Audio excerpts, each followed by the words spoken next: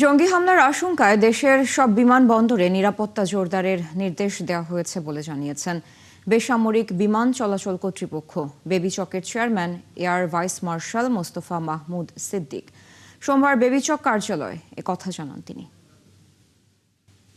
দপ্তর থেকে সেটা করেছি আমি সেটা বলবো না, বাট ওইটা পাওয়ার পর অ্যান্ড সাবসিকুয়েন্টলি আমরা যেটা করেছি আমাদের যেহেতু এটা একটা কেপিআই, যেহেতু আপনারা এখানে কাজ করেন, you are very much aware of it, এই জন্য আমাদের নট অনলি দিস, যতগুলো এয়ারপোর্ট আছে 8টা, অল 8টা এয়ারপোর্টে আমরা বলেছি যে প্রত্যেক এয়ারপোর্ট ম্যানেজার অথবা এক্সিকিউটিভ ডাইরেক্টর যারা আছে, ডাইরেক্টর যারা আছে, ওনাদের বলা হয়েছে যে আপনারা আপনাদের সিকিউরিটির